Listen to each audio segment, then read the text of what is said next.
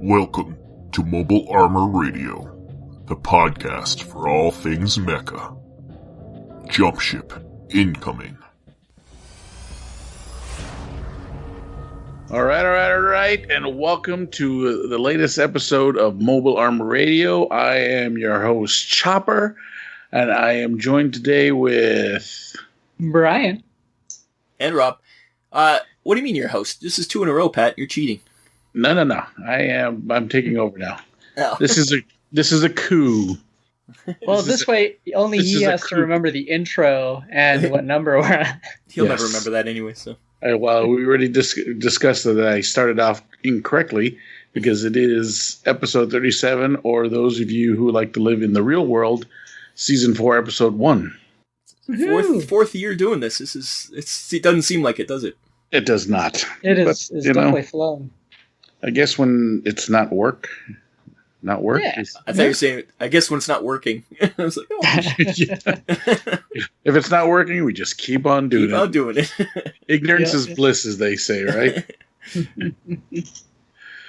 All right, so let's move on into the dropship, I guess. Did I get that right? Yes, you did. Yay! 4 years. Dropship landing. All right, welcome to the Dropship. And this is the little segment, if you're new, where we talk about what we've been doing and working on. And for me, it's going to be ultra short again.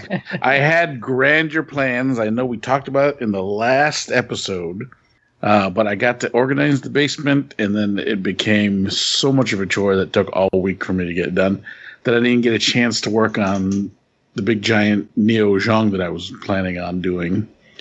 But that's still coming soon. I'm going to do it. I'm going to do it soon.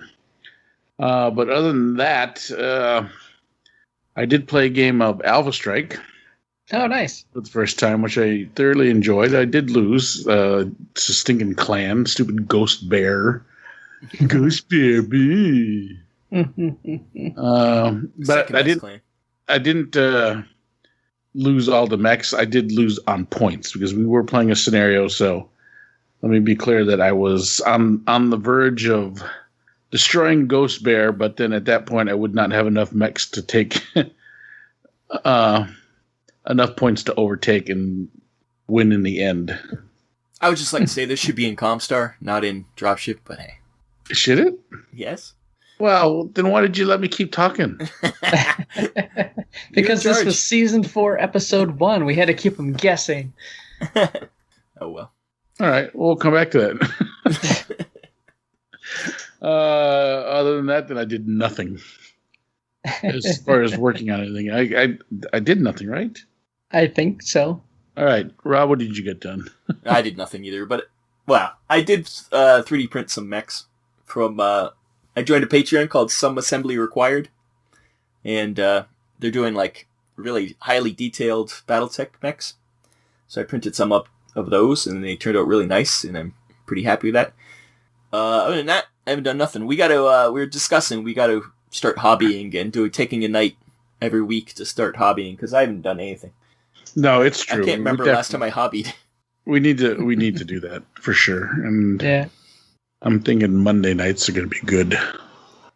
And plus, I got to figure out what cav I have, and then you can make a list for me, and I can paint it up.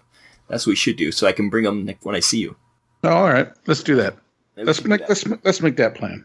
We'll make a plan so I can paint up some cav strike force. What yes. do they call them, cav? Are they called strike forces? I have to really catch up on cav. I haven't really cracked the book since I got it, so. I don't know if it's strike force or not, or it's just an army. I'm not sure. Yeah. So anyways, got to get into that.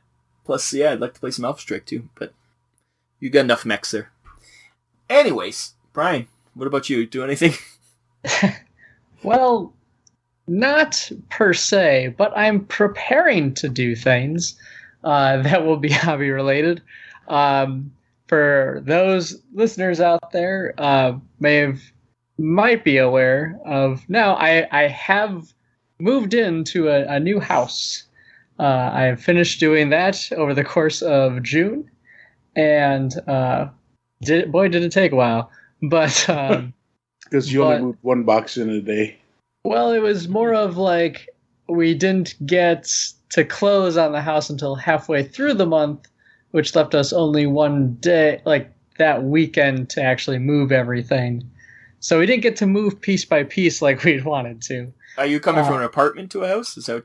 Yes. Yeah, so you had to get out of the apartment before the end of the month? There was definitely a bit of that. Plus, for those listeners out there, I also had a kind of wedding celebration on my 1-year anniversary just the weekend before this recording. So congratulations! Yeah, thank you. I'm not congratulating you. You already did it last year. You can't do it every year, Brian. I do what I want. But with that, one of the big benefits of the new house is that we have a nice big basement space, which is going to work really well for both. We're going to have make a little den out of it with a video game.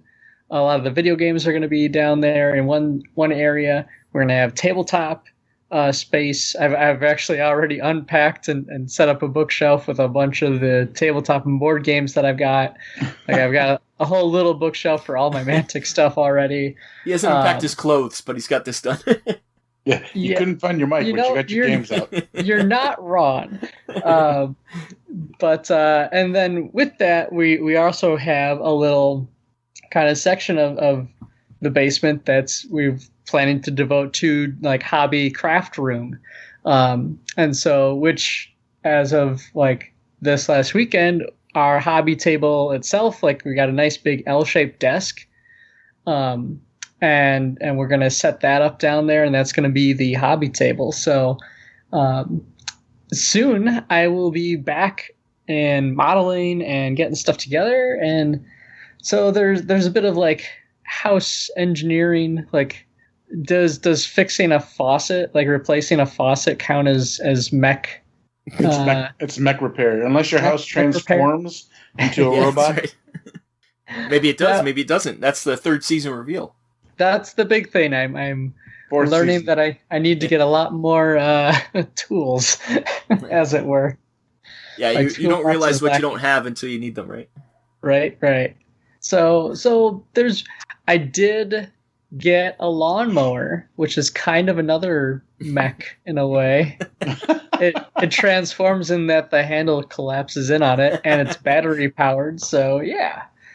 Can it turn into a Veritech though? I'm gonna put some wings on it now. Just paint it like one of the ones. Paint it up a Skull Squadron. That's right. Can you mow your lawn in a Battloid mode? They're probably quicker. I have a very tiny lawn. It's kind of hilarious. But yeah, so that's it. The move and the wedding prep stuff has definitely overtaken a lot of the extra time. My wife just messaged me because she can hear us recording, and she says no wings on the lawnmower. Oh, it's beginning already. So, yeah, fun times were had. No wings. Oh, come on. We'll see what we can do about that. All right. Well, she still heard us. So next project is sound baffling. But yeah, so that's kind of what I have done and have planned for hobby. Well, we're going to change that real soon. I think me and Rob are going to make a conscious effort, and we're going to drag everyone down with us. Yeah, now that you got your own place to do it, you don't have to do it in the living room or anything, Brian. You can come out and hang. You can come hang hobby now. Yeah, just get something set up down in the basement. Yeah, and if your wife wants to paint, she's welcome to come hang out too. My wife's done it. Yeah, sometimes. There you go. All right. Well, then let's wrap up this very short bit of things we didn't do, and let's move on to the ComStar, where I already started talking. Yeah, see, at least I padded out this section a bit. Yeah. Message from ComStar. I'm Brian. And I'm Rick. From Dead Zone the podcast, And you're listening to Mobile Armor Radio. All right, welcome to ComStar. This is the movies, books, comics, RPGs, video games, TVs, fire trucks that we do. As I spoke earlier, I played a game, Alec Strike, lost by points to Stupid Ghost Bear. If you missed it in the last segment, that's rewind if you want to hear what happened. Did I do anything else? Other than playing Alp Strike, I don't think I did much either. Worked a little bit more in the Mecha Hat world on my off time, which we need to get going and do that again. So many things to do, so little time. I know, little days in the week. We need 9-day weeks or something. Well, the problem is we have so much to do and we don't do any of it. It's not like we don't get it all done. We don't do any of it. I blame Civ. You've said that before. I think I blame... and Talisman. I'm going to blame Talisman now, too. I'm going to blame the heat. I'm going to blame the humidity. Yeah. It is true. It's not the heat. It's the humidity. I'm gonna blame the South. Oh. Why don't they include humidity as a factor you have to manage in Battletech? Yeah. It's all about the heat. Heat and humidity. Yeah, but humidity would be way worse. Because you're on a swamp world, that'd be terrible in that cockpit. I mean, just think of what that moisture is just rusting everything. Yeah, especially if it's salt water. I knew people who lived terrible. near oceans, and all their electronics get screwed up by the salt water. It's true. I didn't watch any TV. I don't watch any movies. I just ignoring us. Just moved on. We're moving on. There's not been any new mech stuff out recently as far as TVs and movies are concerned, has there? No, Gundam's coming up soon. Yeah, Gundam's got some big stuff coming. Yeah, the Hathaway. I'm waiting for that. So. Yeah. Well, they did recently post in the U.S. Netflix the Gundam movies. Yep. The original Gundam movie trilogy posted on Netflix. Oh. So if you want to catch up on those. And I think they have the original English dub. Oh, that's interesting. I think I heard that. They have an English dub. I'll have to check it out then. Which I don't think my DVDs have that. No, mine were all subtitles. So, why don't you take it from here then, Brian? Sure. So, I already mentioned that. I did get one episode into Pacific Rim Black, and I did thoroughly enjoy it. It's just things then happened, and I haven't gotten to watch it again. But I really dug that first episode. It really like the movies so far, definitely focus on big kaiju fighting, giant robot, and but I know you guys have talked about Pacific Rim Black a little bit, but it definitely opens with that kind of more small scale. Let's look at what the collateral of a kaiju, Jaeger fight is. Yeah, that's kind of fun. And that's handled really well. I also, speaking of kaiju, I did see Godzilla versus Kong, or Kong versus Godzilla. Did I mention that last time? Was that a whole month ago? It might have been. I think that was in last month's. I don't remember. Yeah, I think it was because it came out beginning of last month, right? June has kind of been a blur, not gonna lie. But yeah, so I watched that. I've continued to play Front Mission 3 on my PS3, as it were. And it was funny because the story, I was using a walkthrough just to kind of read into how should I prepare for this mission, just because I'm going through the story and everything, but not going to find every secret. It's there's a lot of minutia. It's definitely a nerd's game. Where I think I mentioned before, there's all these web forums in the game, And if you manage to like look through these emails and figure out these passwords and do this, that like you can just find out like other little tiny details that don't really do anything in the game, but are just kind of like neat. So I was using a guide for a good chunk of it, and then the guide just ends like around mission 30 or something like that, 30 or 40, and I was like, okay, I'm getting close to the end of the game, and then like the game kept going. I'm like, this is such a weird spot for it to end. It doesn't feel like we're building towards the climax yet. And then sure enough, like I looked at another guide real quick and it was like, oh yeah, there's like 60 missions in that story arc. I'm like, oh. So continue to play through that. And then I've got another game I'm working through leading up to. I did get, Cyberpunk 2077 just got put back on the PlayStation Network. Mm-hmm. And I purchased and downloaded that because I've been wanting to play, and I was hoping to get the PS5 upgrade option with it being a digital download. So we'll see if that works out. Yeah, I think it is. When you buy the one, it's good for both. Yeah, I think it's supposed to be, but I don't know if you have to do some kind of crazy finagling to get the PS5 version then. But anyway, because I think I think it'll be in your library or whatever when you get it. Do you have your PS5? You don't have a PS5 yet? I don't have a PS5 yet. You're just waiting? Yeah. But yeah. I played on PS4 and it worked fine. Anyways, I've played all the way through twice and 2.5 times, and it's worked fine. Like people complain, but yeah, I'm definitely excited to play that one, but I did start on another game, and so I'm like, I need to finish one of these before I can start another one. But that's fine. So I'm excited to check that out. And then one of the other games I've played it's kind of mech tangent or adjacent is the 5 Parsecs from Home. It's a miniature agnostic game. It's from Methodius, I believe is their name.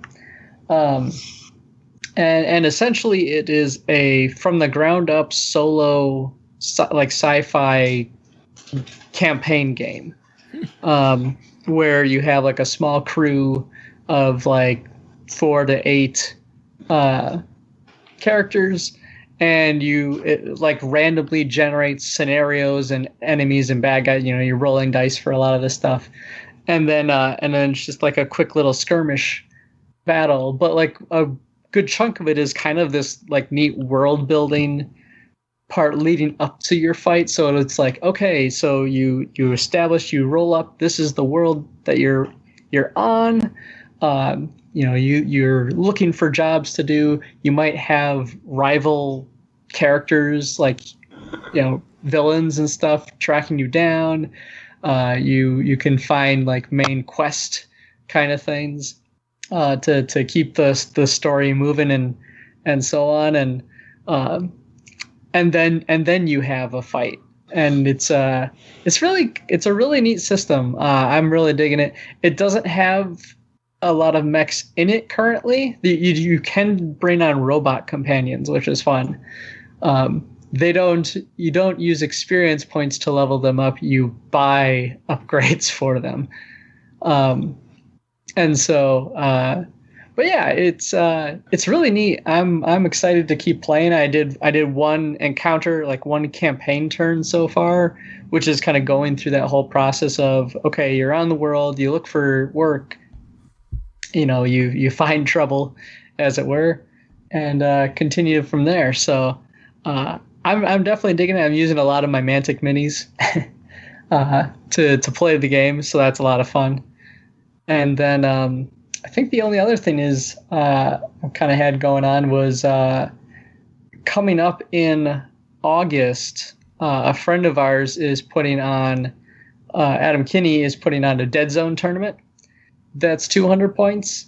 And I think I've decided that what I'm going to do for my team is I'm going to go GCPS. I'm going to bring my Earth Federation forces, and I'm going to bring 2 Striders to the fight, because I just painted up 2 of them, and I'm like, I want them on the table.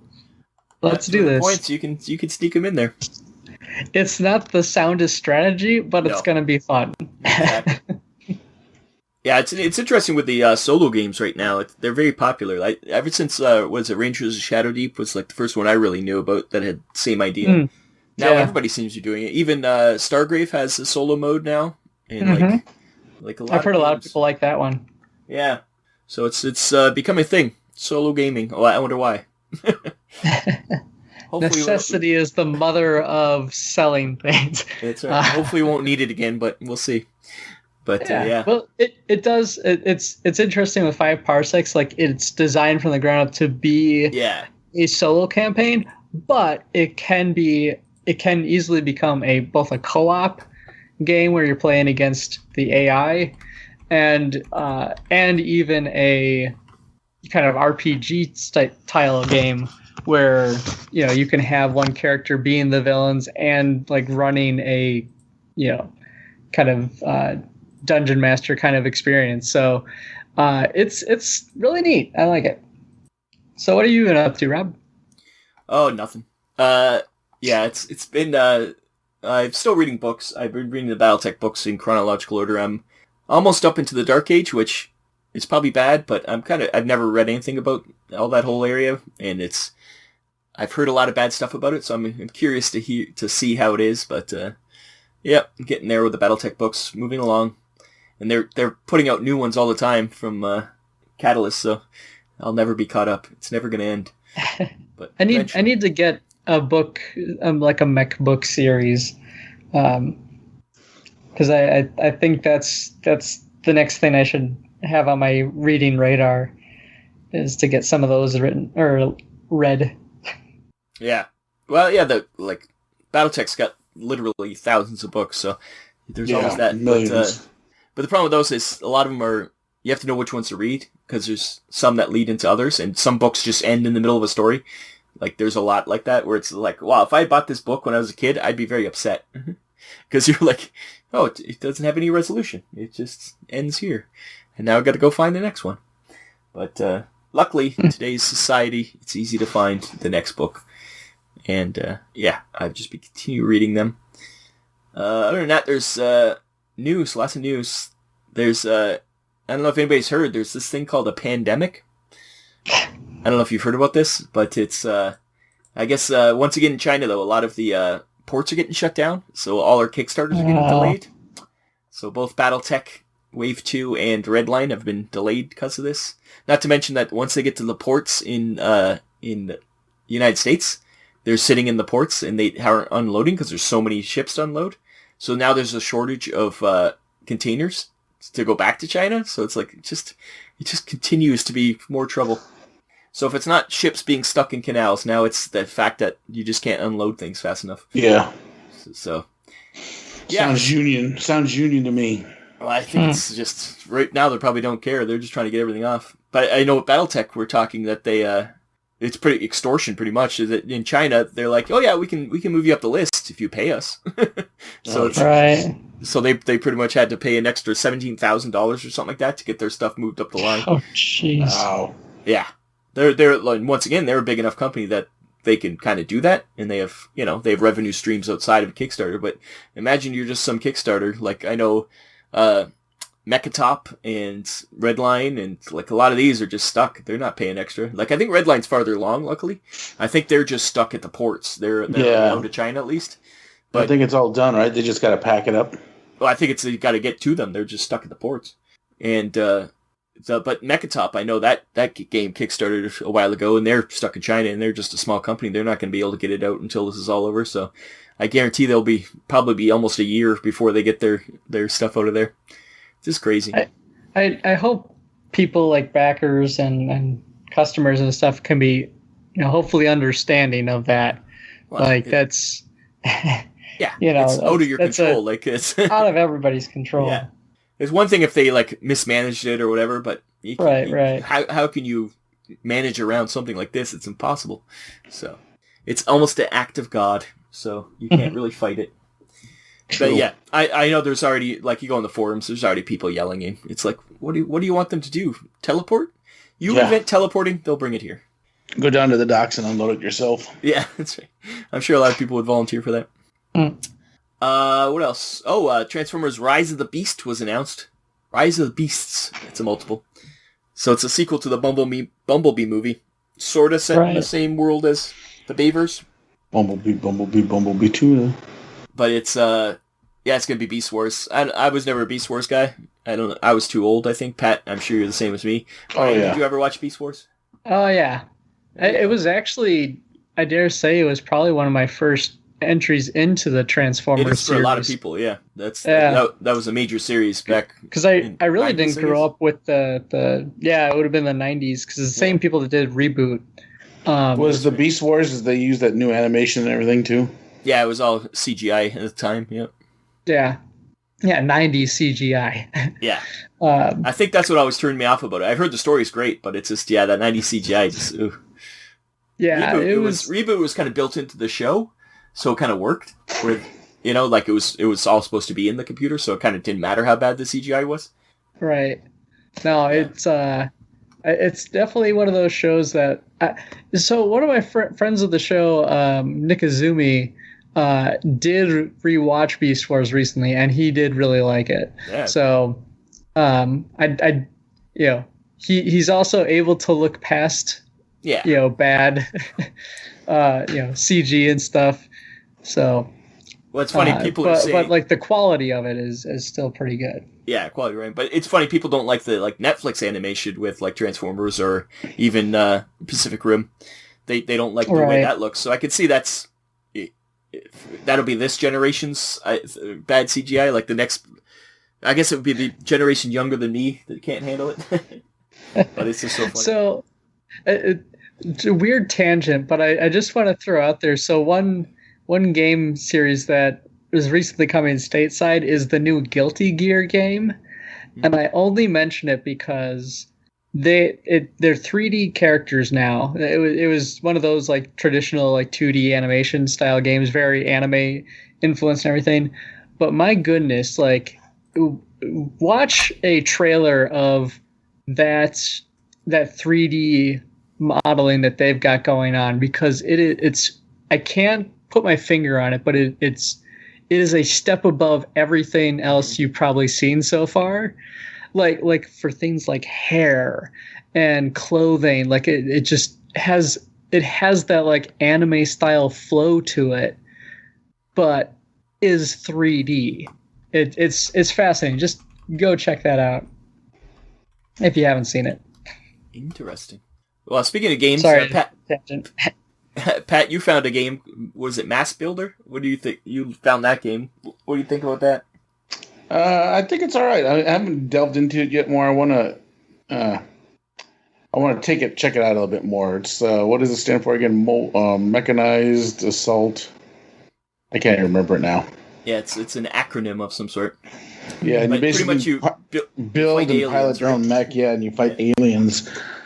I wasn't sure if it was a mouse and keyboard game or a joystick or a keypad game, or not a keypad game, but an X-pad. What do you call those things? A game controller? Game controller. Fuck, that's the word I was looking for. Kind of a game. What do they call those old, the ones that had the swivel? Just had the turny thing and one button? Those paddle? Yeah, paddles. Is it a paddle game? Yeah. Yeah. Maybe it's a paddle game like Pong. I don't know. That's right. But it does interest. The graphics look really good on it. It's not that expensive. It's only $21 American, I guess. But you can. I was curious about the gameplay.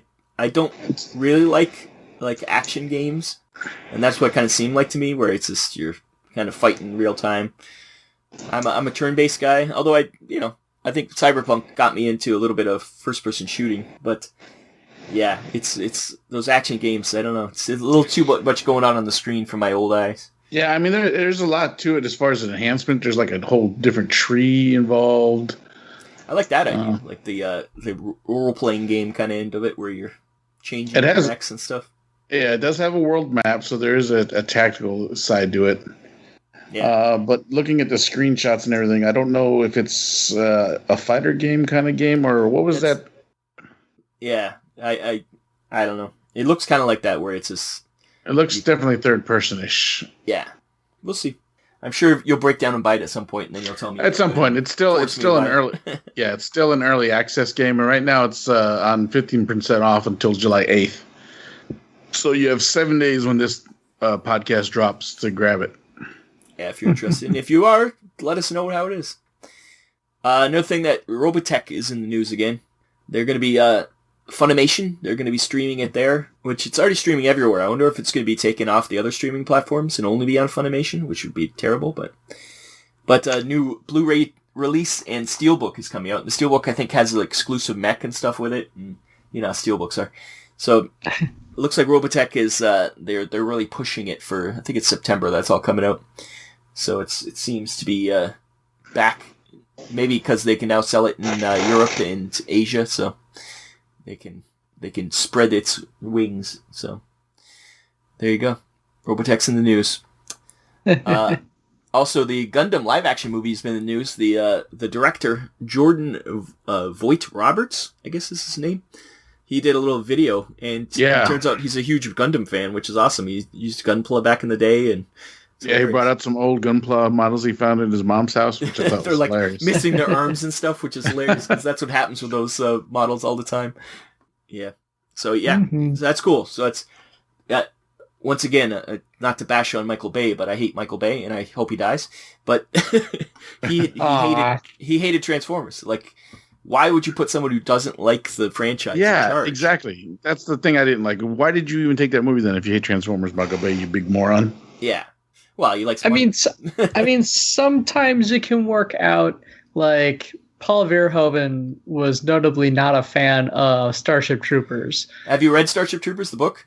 I have. It's been a long time though. It's not a story. It's literally not a story. The movie is a story, at least. The book, I can see why he's not a fan of that story. The book is a manifesto, is what it is. Yeah, it's not even. It's just kind of like, hey, this is this guy. The thing I remember in the book was that they described everyone, like anyone that died, as having bought the farm. Like they used that phrase a lot, and it was like that guy almost bought it, but he didn't. I'm not a Heinlein fan either, so. But then there are other times where like some reverence for the source material can go a long way. Like I feel like that was missing from the latest Predator movie too. Although ironically, like it was from one of the original writers of the original Predator. Weird. Well, once again though, he probably had a different idea what Predator is than we do, right? We only know it from, he had it in his head back in the day, but he thought it should be, it used to have Jean-Claude Van Damme in it, and it looked completely different, so yeah. It'd be like watching Star Beast, which was the original Alien. It's like, no, it's a different thing. And yeah, I can see, but when it's a franchise like this, where you at least have to have some care about it. I know, because it goes deep. Transformers goes deep, and he just didn't care.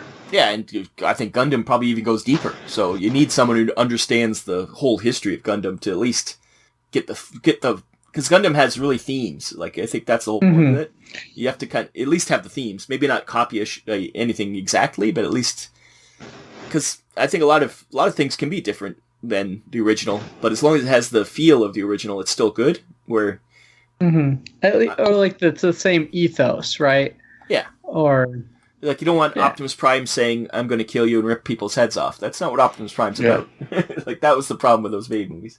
He didn't understand even the characters, where, hopefully, I don't know, I have no idea if this Gundam movie's going to be based on anything. I hope, I assume it's going to kind of be based on the original Gundam, but who knows? I would hope so.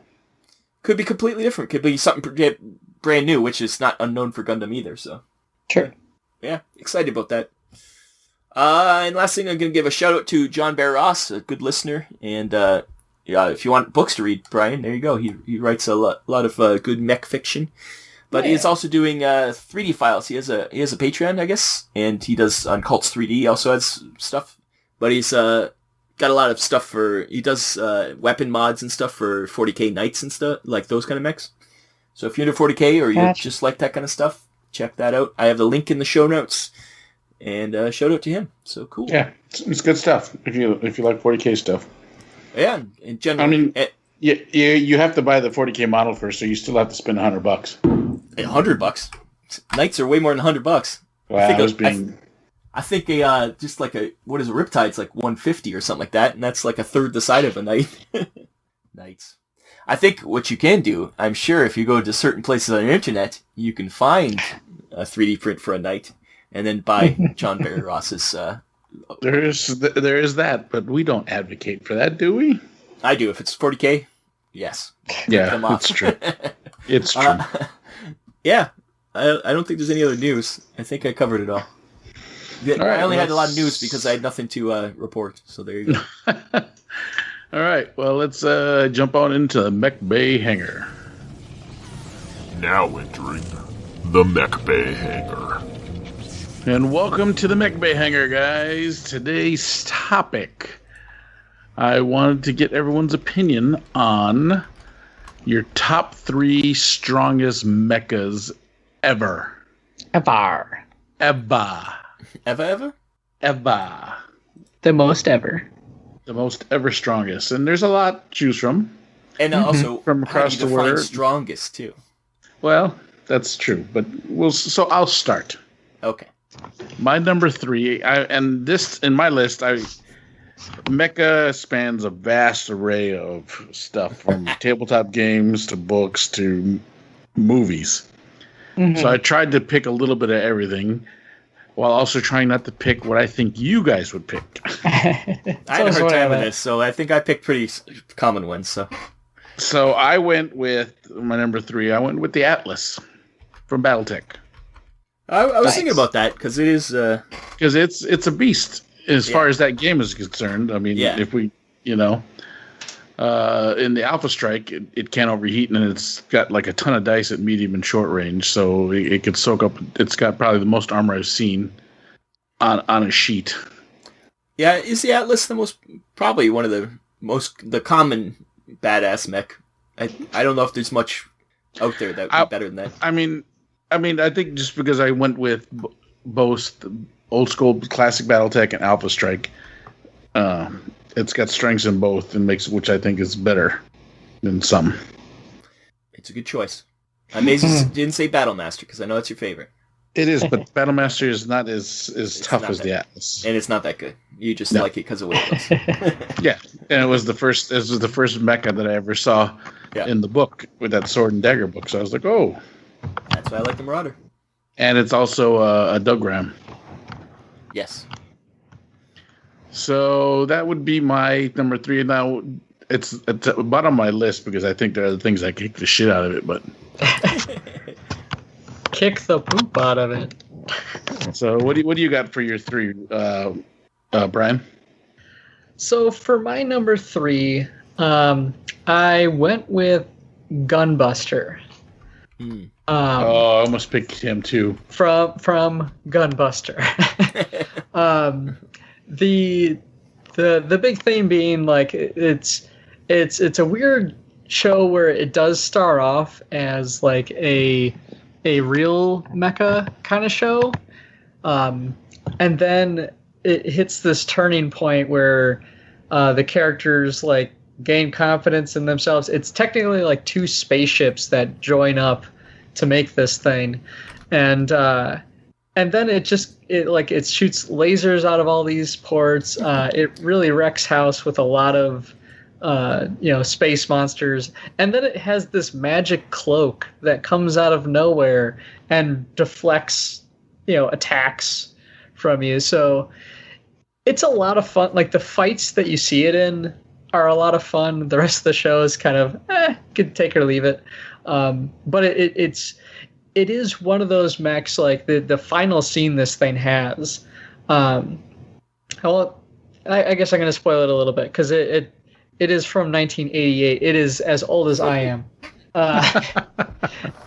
Like this thing is powered by like these two generators, and in order to kind of stop the aliens from attacking and set off this big bomb, they literally like rip it basically like reaches inside its own rib cage and rips out one of its hearts, if you will, and shoves it into the bomb to explode, and then like proceeds to try to escape a like the event horizon of this black hole bomb going off. And it's like there is this, it's not a mech that has any kind of real personality to it or anything like that, but there is a sense at the very end of it where it does manage to get the two pilots back home safe.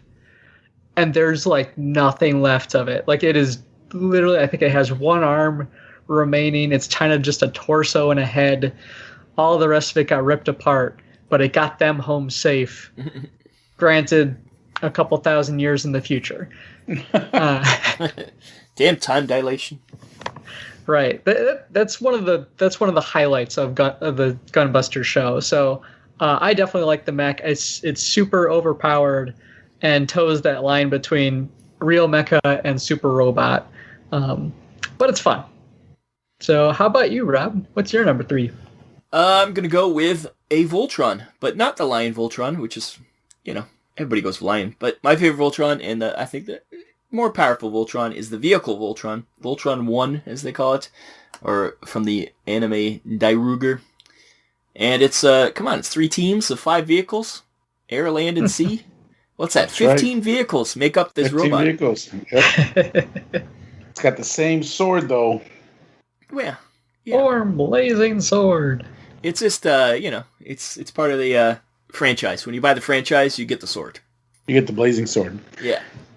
You don't have to have the same look of your Voltron, but you get the sword. Yeah, but I do enjoy the vehicle one better than the Lion one, that's for sure. Yeah, it's pretty classic, and I once again, each of those teams can form into little versions of it, like little different vehicles, or they could be all separate. A lot of adaptability, I guess, with this one, and I think it's the strongest of the Voltrons. Voltron, I think the other one that was never made. I'm not sure about that one, but I think we don't know how strong the 3 robot Voltron is. But you got to think the Lions, the head is pretty much where they sit, so. This Voltron's going to be much larger than the Lion Voltron. I would assume vehicle Voltron, since there's 15 vehicles that make it up. Not 5 lions, 15 vehicles. 5 times bigger, that's what I say. So that's my choice, vehicle Voltron. What about you, Pat? What's number 2? Number 2 for me is, I'm bringing it back home to Gundam, but not the original Gundam. I'm going with Gundam Wing Zero. Gasp. I'm picking Gundam Wing Zero as my strongest number 2 and what I would consider the second strongest mech because of the Zero system that it comes with. That allows the pilot and the robot to interface, and he just gets flooded with all the tactical information, has every outcome of every possibility shown to him. But the downside to all that is that it takes a heavy toll on the pilot, which is why he only gets to be other pilots. That's why he gets this is why Gundam Wing gets to be number 2 and not the strongest. You just have a lineup and they just keep throwing them Plus it's got wings to block shots. That always looks cool. It is a pretty iconic look, the Gundam Wing. I still get a kick out of that endless waltz. They just kind of treated it as, these aren't upgrades. This is what they always look like this. Don't you remember? It was always looked like this. Yeah, they always look like this. No. Silly people. You remember wrong, that's all. That's true. But it was also my reemergence back into Mech and Gundam when that Gundam Wing came out. Yeah. I think that was the first Gundam show I watched. Was it Gundam Wing or what was the other one that came out around the same time? I think it was Gundam Wing though. G Gundam? No, it was Wing. Because I had a poster on my wall. I remember. Yeah, Gundam Wing came first, and I think G Gundam, right? Yeah. Yeah, it was. Well, was G 80s or 90s? Because Zeta was 80s. Yeah, it's 80s, definitely 80s. And Gundam Wing was 90s because my nephews were. It was definitely 90s. Young. Wing is definitely 90s. Yeah. I just can't remember when G showed up. Me neither. I suppose I'm in front of a computer. 94 was G. Okay. And Wing was it might have been first then. Wing was 95, so it was a year after. Oh, all right. Yeah, it was a close race. All right, Brian, what's your number 2? Okay, well, my number 2 is, I won't lie, Voltron was on my list. And Voltron I was on my list too, but I knew someone was going to take it. I was going to say the new Netflix one in particular. You're going for Lions. There you go. You can still do that one. Yeah, I'll stick with that one. So I absolutely loved the reboot the Netflix series did for Voltron. Like I'd watched the Lion one growing up. It was among some of those first anime that I was exposed to, like Speed Racer and stuff like that, and Robotech, and never really had any of the toys, but I really liked the reimagining. I think the characters were really fascinating.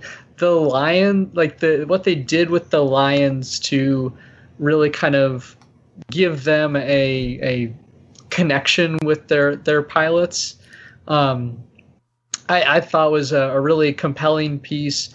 And, on top of also being incredibly powerful, like it's a big part of that show was, okay, these characters, when they do all truly unite with one another, like they can do the impossible things.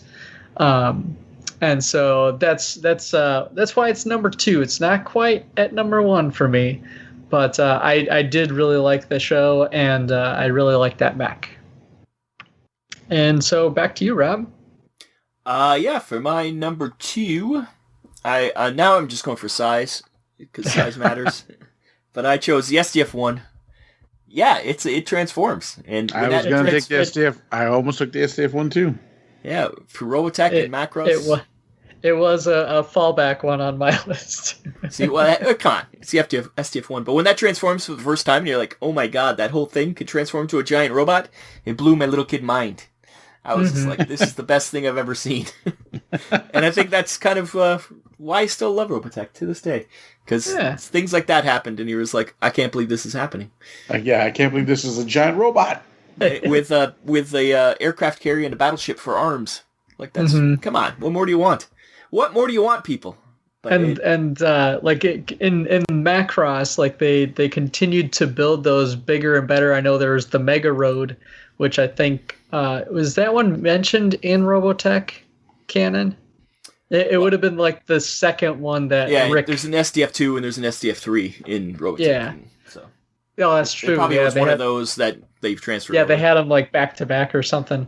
But there's like the Macross 7, which is an even bigger ship. There's the Macross Quarter, which is like this mercenary one. They're all kind of designed after that original SDF1 design.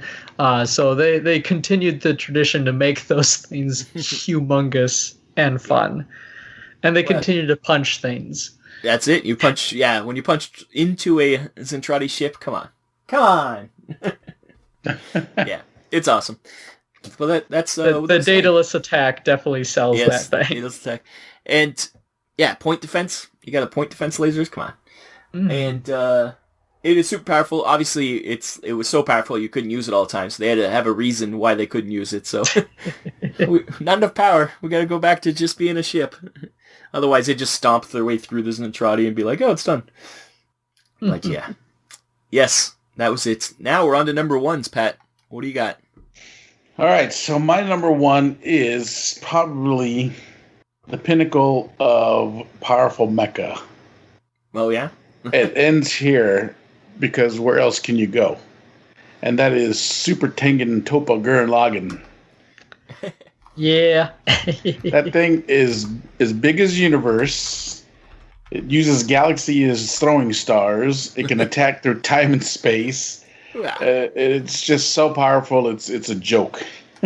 It can definitely punch through reality. Yeah, it has it contains a multiverse in its drill. It's it's just so ridiculous. I mean, just whoever thought of this, what can we do to make the biggest and most powerful mech ever? Well, it was like, yeah, I'm just gonna do this, so there can be nothing bigger. This is it. Yes. We want to have that number one spot, and yeah, it's ridiculous. So that's my number one, because none can beat it. That's cheating. What do you got, Brian? So, I'll throw one out there that it's really strong. Some people will probably disagree, but also from a Gundam series, but not the original. I'm talking about the Strike Freedom Gundam. So this is from the Gundam Seed franchise, and this one is an incredibly powerful mech. Lots of lasers, lots of just ability to do stuff. The pilot Kira Yamato is a lot of people would say a little too overpowered himself. But like when he's in the seat of this thing, so one of the big things over the course of that series, especially into Seed Destiny, two kind of egregious points, they kind of make a big deal about not killing anybody, to disable mechs as opposed to killing the pilots and everything like that. And I know Gundam Wing had a similar philosophy near the end, but in this case, like this guy could do it single-handedly with with absolute precision. So the Strike Freedom is an incredibly powerful mech, and put into the hands of Kira Yamato, who has new type-like powers on a scale that no one can really match him. Even when there's another protagonist that he steals the show from. I'll give Strike Freedom a spot on this list. Technically, my number one was also Gurren Lagann. Not gonna lie. So he kind of got the bump up the ladder just because he honestly would have been a little bit lower on my list, but it's still a really cool mech. I think Pat should have gone last, because how can you beat a universe? So, but for an OP Gundam, I think that works. Yeah. How about you, Rob? Do you have number one? I thought I was going big. I've never watched Gurren Lagann, so I never knew about this universe expanding one. But so I went big, and I was like, he's a planet. How much bigger can you get? But of course, little did I know. But my final choice from Transformers the movie, the Eater of Worlds, Unicron. Once again, a great transformation sequence. You think, hey, he's just a planet that eats worlds. Then he turns into a giant robot that eats worlds, and you're like, well, that did it. There you go. Yeah. He does get punked by Deus Ex Machina Rodimus Prime, but come on. He would have won. His head does float off at the end. He doesn't die, but he is a planet, so he is pretty awesome. And I don't know if you guys have seen that toy that HasLab made. It's the size of a small child. Yeah. And it takes like 2 hours to transform. It was pretty impressive. I, of course, didn't buy it because it was like $600 or something like that, but right. I've seen a lot of videos on it, and it is an impressive toy. But Unicron, the Eater of Worlds, also Orson Welles' final performance. So there you go. Oh, that's right. And I will throw out one honorable mention, at least from my end, and it's honorable mention because I haven't seen the anime, but I know of its infamy, is the Ideon from Space Runaway Ideon. Yeah, I almost said him too. Yeah, the thing's huge too. Yeah, it is ginormous as far as I understand, and it has lots of guns and children get murdered on it. Like that's all I know about Ideon. That's the most powerful mech is the one that kills children. My honorable mention was going to be EVA-1. Yeah, I was going to say nobody mentioned those ones. Yeah, well, the problem with her is she's got that 5-minute battery life, but then it goes berserk. But it can It has when it gets kind of off its chain and in the new Berserker mode and stuff, like the Eva units are definitely scary. Yeah, especially with their AT fields, negating AT fields and everything. Mm-hmm. Like they really they definitely qualify to be on this list. They're super powerful. Normally their only like weapon is like a knife. Yeah. And they're killing things with just a knife. Yeah, they're killing angels. They're not just killing things; they're killing angels. That's true. They're killing things that are ending worlds. So yeah. Violently. Literally supernatural murderers. Yes. You got an honorable mention, Rob? I was going to say the Evangelion ones because they definitely are super powerful. Those things. That was going to be my honorable mention also. All right. I found this list pretty hard because I haven't watched any with ridiculously sized mechs in it. Yeah, it is hard though because there are so many mecha suits and robots out there that you just couldn't pick one. Like in the grand scheme of things, the Atlas is probably the weakest on this. All three of our lists. In its own world, it's. But I wanted to try and break it up a little bit. So, because like the real mech franchise really like. They do kind of quail in comparison to a super robot series because it's super robots do kind of defy physics. Yeah, I was thinking about Pacific Rim, like the Jaegers, and I was going to think of the Atlas or one of those ones from Battletech, but I was like, super robots are always going to be bigger and better. That's true. And ridiculously overpowered. But I wanted to get in there just to give it a shout out because. In its own right, it's still a powerful robot. It is indeed. Oh. So, all right. Well, if anyone else has got anything, feel free to comment in the show notes or the Facebook page. Let us know if we missed something that's bigger and better than Gurren Lagann. It's impossible. It's not a possibility. He can punch through time and space. That's all I gotta say. Fight the power. So, but give it a shout out and. We'll chat about it. For sure. Absolutely. All right. So let's move on to ExFil. Let's ExFil out of here. All right. And welcome to the ExFil where we leave yous. Oh. Yeah. So I thought it was a fun little quick chat with... and people's opinions on Strongest Mechs. Who's next? I'm next. Rob is next. Rob is next. And we're going to get the hobby time going. Hopefully we'll have more. It is the middle of summer, so probably not. Yeah. We have delusions of grandeur about getting stuff done, but it's going to happen. I got to get that neon zinc built. I really want to build that damn thing. I really want to get my hobby desk back up. Get to painting again. We're slightly motivated here, so yeah. Yeah, I do want to get some stuff done, and now's the time to be able to prime stuff too. So so let's get that going, and then we got to get you ready for your visit for Gen Con and September. All the other ones, so we can get some games in. Yeah, it's already July. So yeah, I am gonna film an Alpha Strike game with my buddy John, who I play Cav in Alpha Strike with. When we played, we chatted about doing that and getting it up on the Mobile Arm Radio YouTube page. So stay tuned for that. Yeah. Yes, we do need to do more stuff. That could have probably went into the ComStar also. We do need to get stuff done. Pat just puts the ComStar wherever he wants these days. I'm in a free format, man. There ain't no constraints with me. He's the host. He can do what he wants. It's true. True. I lose that power next month, though. Yes, next month it's under my iron fist. Iron fist, and there will be no talking outside of the subject. That's right. You'll be happy if I let you talk at all.